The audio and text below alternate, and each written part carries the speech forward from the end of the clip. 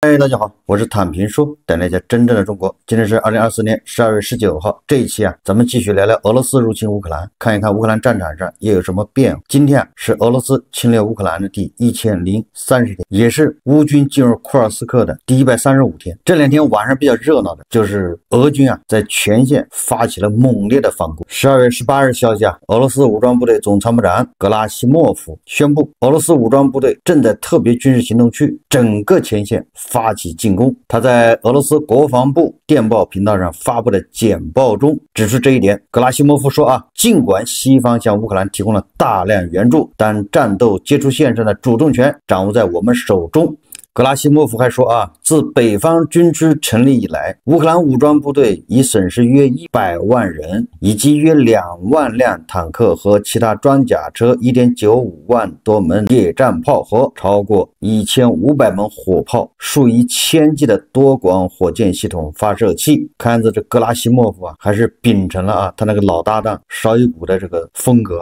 乘以10他说乌克兰武装部队已经损失100万人，你要除以10的话，10万人那还差不多。跟乌克兰方面说的基本上能对上。2万辆坦克，你整个美西方加一起有没有2万辆坦克？这个格拉西莫夫就是睁着眼睛说瞎话，这个深得这个绍伊古邵师傅的真传如果这些数字还不能说明这个格拉西莫夫谎报军情夸大这个。那么再看这个格拉西莫夫说国家领导层为俄罗斯武装力量确定的2024年所有任务均已完成。这个格拉西莫夫就是公然撒谎了，就是在愚弄迪波老人。迪波老人要求10月1号将乌军赶出库尔斯克，后来改成10月15号。你要这么说的话，格拉西莫夫说的也对因为领导的要求变了嘛，不是格拉西莫夫没完成，而是领导要求变了。合着这个乌克兰人在库尔斯克不走这个锅还得由普京亲自背格拉西莫夫是不背的。2024年所有任务都已完成了，那就言下之意就是迪波老人没有要求在12月31号之前将乌军赶出库尔斯克，而是要求在1月20号，就是特朗普宣誓就职之前。你看现在还有10来天嘛，2024年才结束。这个格拉西莫夫提前宣布2024年任务全部完成。根据法新社的报道说基辅表示俄罗斯已在库尔斯克地区发动了残酷的反攻。这个大家比较津津乐道的就是朝鲜士兵这些诡异的表现，让人瞪口呆的这些操作从这个乌克兰人的无人机拍的视频看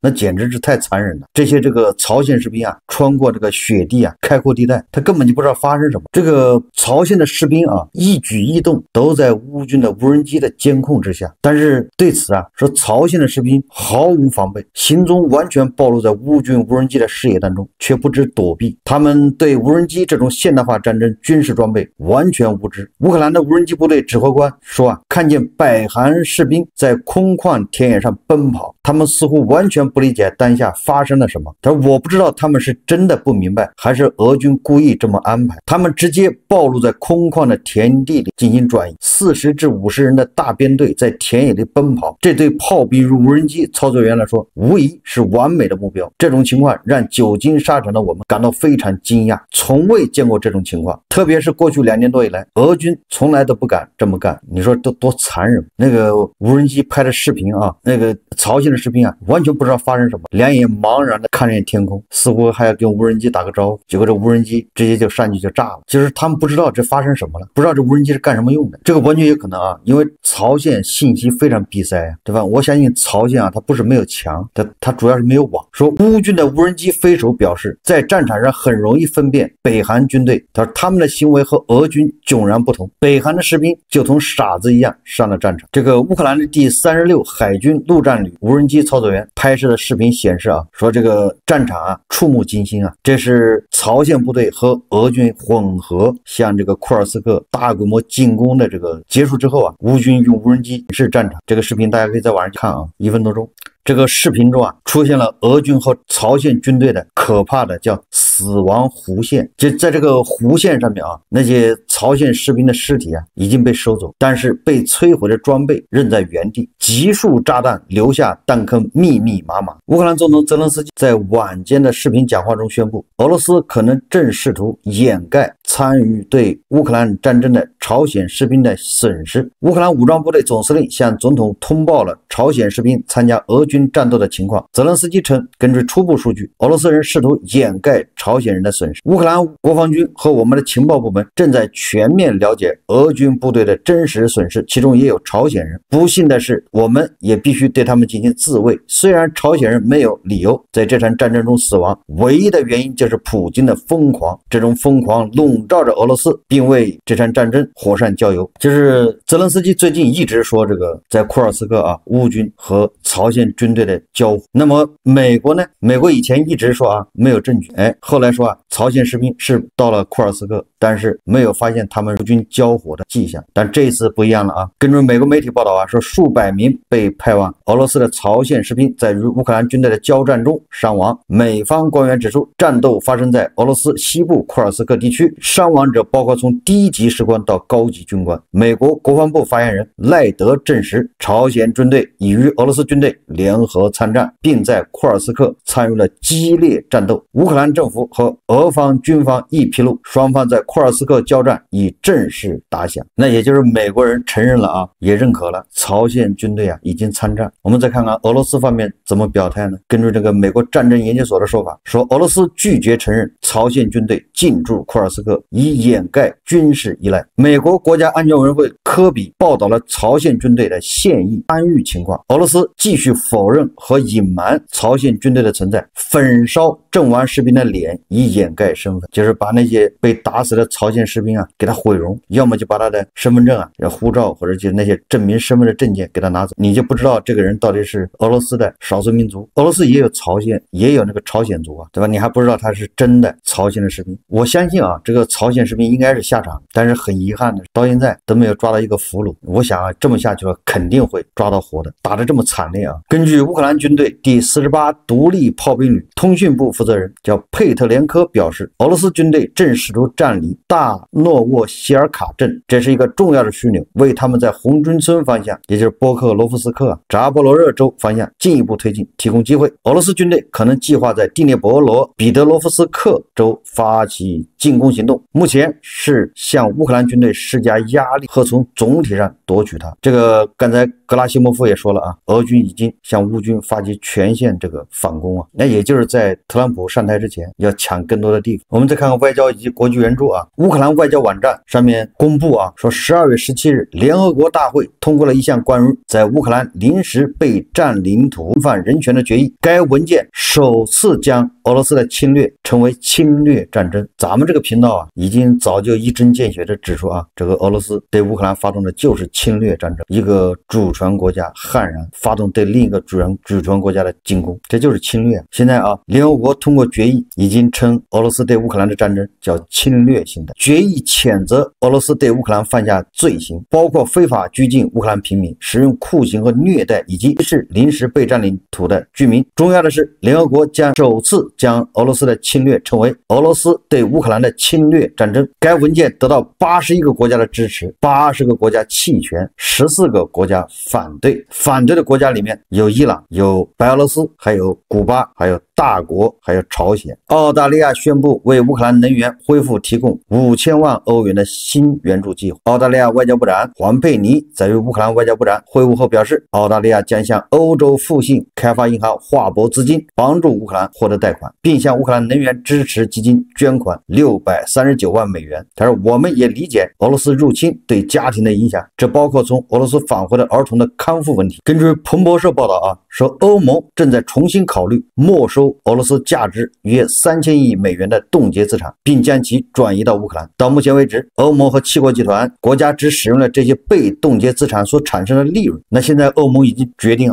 把这没收的资产转交给乌克兰3000亿美金不是说3000亿美金产生的这些收益给乌克兰，而是直接把这财产这本金都直接给乌克兰了。你说这个让地保老人怎么活说这个美国总统拜登继续敦促欧盟推进没收俄罗斯资产的行动。欧盟外交官卡拉斯强调，必须直接没收俄罗斯被冻结资产。这个拜登看样子是想在他卸任之前要促成这件事，也就是让欧盟把这冻结的俄罗斯资产直接转交给乌克兰。路透社17日报道说，一名消息人士当日透露，北约已按计划从美国手中接管了西方对乌克兰军事援助的协调工作。此举被普遍认为是为了保护支持机制，免受美国单选总统特朗普、北约约怀疑论的影响。也就是现在啊，这个协调这些国家支持乌克兰，那是美国，是拜登。现在拜登要卸任了，等到特朗普上台啊，特朗普肯定不干这事啊，很有可能他就不协调。所以特朗普在他卸任之前，先把这个职责转移给北约，现在由北约接手协调援助乌克兰。当地时间16日至17日，由英国牵头的联合远征军国家首脑峰会在爱沙尼亚首都塔林举行，与会各国首脑讨论了国防开支和对乌克兰的支持事项。爱沙尼亚总理米查尔称啊，联合远征军国家10国首脑已同意于2025年继续向乌克兰提供价值120亿欧元的军事援助。他还建议联合远征军成员国将国防支出提高到国内生产总值的 2.5%， 以对抗俄罗斯。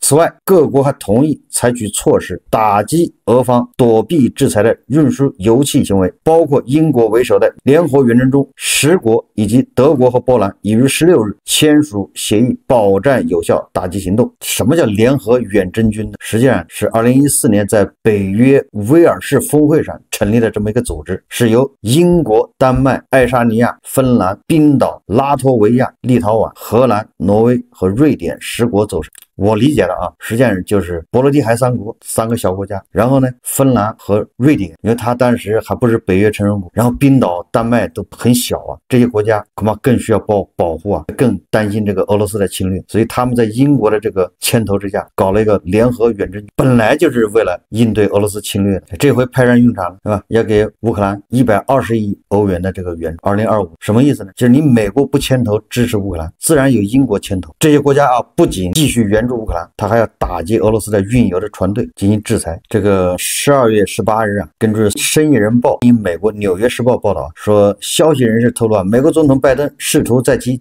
任期结束前继续向乌克兰提供56亿美元的援助。美国国务院发言人马修·米勒表示啊，美国政府认为向乌克兰提供援助以计划中的交付将支持乌克兰与俄罗斯战斗到2025年全年。前不久啊，这乌克兰方面说他们现有的武器可以坚持到2025年年中。这回美国人说啊，我们给的武器啊，足以支持乌克兰战斗2025年全年。所以泽连斯基完全有底气啊，不听这个特朗普，对吧？先打1年再说，俄罗斯能不能撑1年都是问题。12月18日啊，乌克兰总统泽连斯基在接受巴黎人杂志采访时说啊，美国当选总统特朗普道，我不想仓促行事而损害乌克兰。长期以来，乌克兰一直在争取主权。泽连斯基说啊，尽管许多国家领导人呼吁宣布结束俄乌冲突，但乌克兰不会放弃。泽连斯基表示啊，不想急于结束乌克兰冲突。他还说啊，乌克兰无法用武力收复顿巴斯和克里米亚，但我们不会放弃这些领土。他说，我们的宪法禁止我们放弃这些领土。事实上，这些地区由俄罗斯控制，只有国际外交压力才能迫使普京坐上谈判桌。还有一个办法就是拖垮俄罗斯。12月16日，意大利政府批准了对乌克兰新的第10项军事援助计划。出于安全原因，该一揽子计划未被披露。外交部长安东尼奥·塔尼亚表示啊，意大利全力支持基辅实现公正和平的道路。昨天啊，俄罗斯首都莫斯科一栋居民楼爆炸，俄罗斯联邦武装力量就是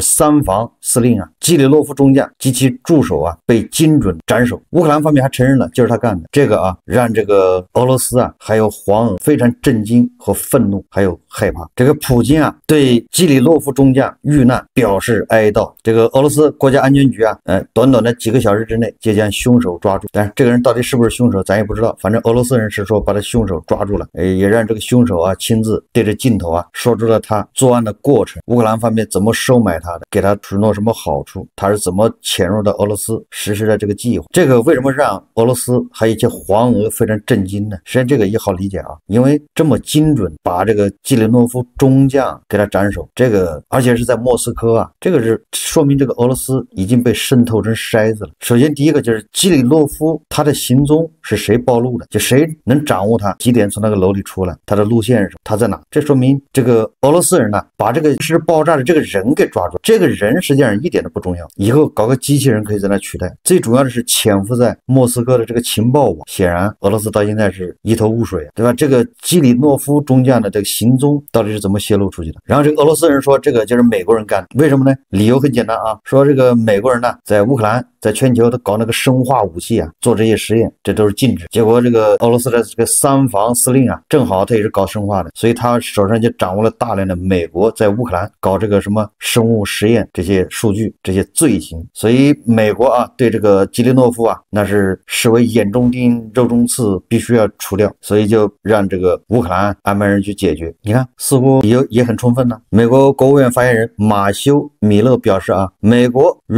导致俄罗斯武装部队三防负责人基利诺夫中将身亡的莫斯科恐怖袭击事件无关。他保证，我可以告诉你，美国事先并不知道这事，也没有参与其中。不要一有事啊就赖这个美方啊，这个很多国家啊都一样，就一切责任在美方。这个俄罗斯口炮界的天花板，梅德韦杰夫说啊，报复迫在眉睫，就是梅德韦杰夫扬言要对乌克兰马上进行报复。我们再看看俄罗斯国内啊，现在可以说是乱成一锅麻了。首先是俄罗斯将阿富汗塔利班从恐怖分子名单中除名。俄罗斯议会批准了一项法案，允许将塔利班从其被禁的恐怖分子名单中除名。虽然这并没有正式承认塔利班政府，但它反映了该组织2021年接管阿富汗以来，莫斯科与阿富汗日益密切的关系。大家还记得吧？绍伊古前不久还专门去了阿富汗。你说堂堂的第二军事强国跑到阿富汗去舔这个脸，现在连阿富汗都是朋友啊，蚊子腿上都是肉啊，蚂蚁也是肉。以前是瞧不上阿富汗，阿富汗以前那跟苏联打仗的嘛，也就是他把苏联拖垮。然后这个塔利班掌权以后啊，这俄罗斯也不跟他建交，认为他是分子。现在为什么把他从恐怖分子名单剔除呢？就是因为没朋友了。那正好阿富汗也是朋友啊，你把他还列为恐怖分子，你怎么跟他打交道呢？说不定还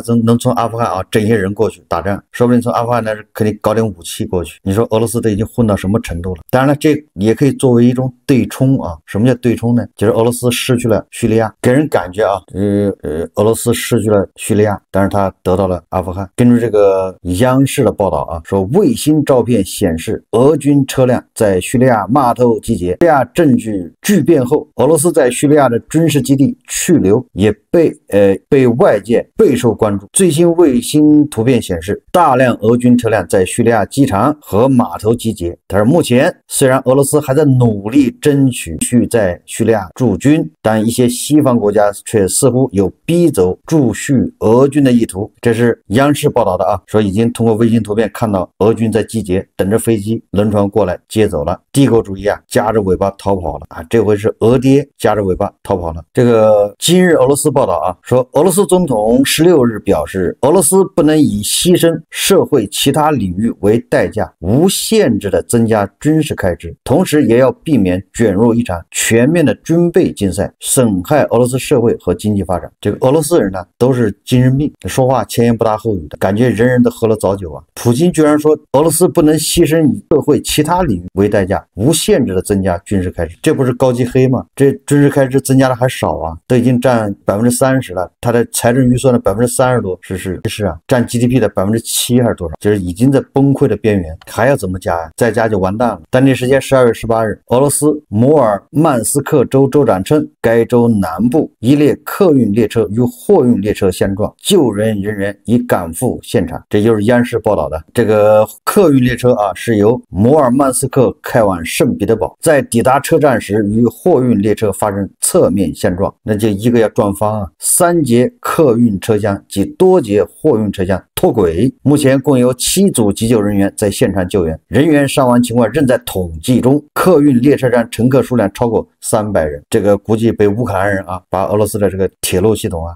乌克兰人不停的炸俄罗斯的铁路啊，那俄罗斯的铁路的组网，它这些运输计划就都不停的变呢，就忙中出错，对吧？再加上俄罗斯的这个火车头啊，维修保养恐怕都跟不上，因为美西方制裁，对吧？它的铁路网的控制系统恐怕都要进口，对吧？这个仗打下去，俄罗斯不仅它的民航完蛋了，因为它的飞机得不到维修和保养，连铁路都不行。这个12月17号啊，俄罗斯新闻网报道说，俄罗斯邦巴什科尔托斯坦自治共和国劳动部代理部长伊万诺娃表示，共和国正在经历劳动力灾难性短缺，并已急需正常男人为由呼吁雇佣刑满释放人员。也就是说，俄罗斯这地方缺人缺到什么程度？它的失业率当然低了，它的劳动力根本就不足，所以劳动部长建议把这个犯人放出来，让他们干活吧。其实俄罗斯现在已经到什么情况了？这可是俄罗斯人自己说的，不仅兵员缺，连劳动力都缺啊！这就是为什么他要到印度、到缅甸到处去忽悠人去，还到中亚忽悠人去俄罗斯工作啊！我们再看啊，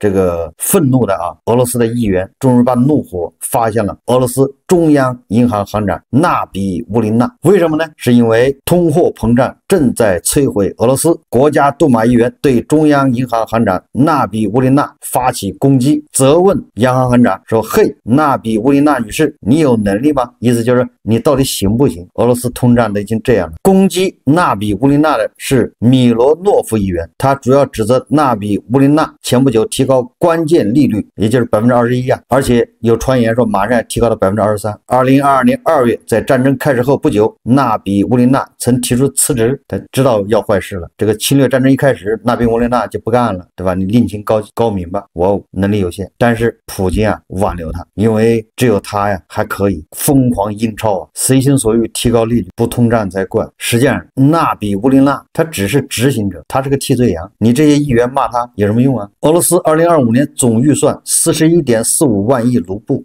比2024年36.6万亿又多了5万亿布这是他的预算呢，财政预算，其中13.5万亿卢布将用于国防开支，2024年是10.4万亿，一次就增加1/4以上。你说这个仗俄罗斯还怎么打？你想象一下2026年什么情况？那军费是多少？得20万亿卢布但是俄罗斯的经济呢？实际上俄罗斯现在已经很难再支撑了。它跟乌克兰不一样，乌克兰是美西方欧洲给它欧元美元，俄罗斯它只能有卢布，卢布那玩意儿有什么用？它只能卖石油天然气，国内它要疯狂的印卢布，所以卢布就疯狂贬值。那个大国和印度它不要卢布，为了稳住这个卢布的汇率，所以它只有加息，所以利息越加越高，利息越高，大家想一想，那你说所有的企业多少都要贷款，它一贷款那个利息这么高，它怎么赚回来？它只能是物价上涨，就这么简单。我卖菜，如果我没有30%的利润，那我不如把我这本金存银行，我这一年就20%几的利息就回来了，我为什么还卖菜呢？所以这些东西价格都要涨，通货膨胀就这么出来的，就是利息越高越容易通货膨胀。所以说2025年这俄罗斯本身恐怕就非常危险，随时要走叙利亚的老路。这么看的话，巴沙尔点儿也挺背的，跑错了地方。你跑到俄罗斯本来寻求庇护，结果那个地方随时会变天呢。好，这期节目我们就聊到这，感谢大家收看。如果喜欢我的节目，欢迎订阅转发，也可以在下方留言评论，谢谢大家。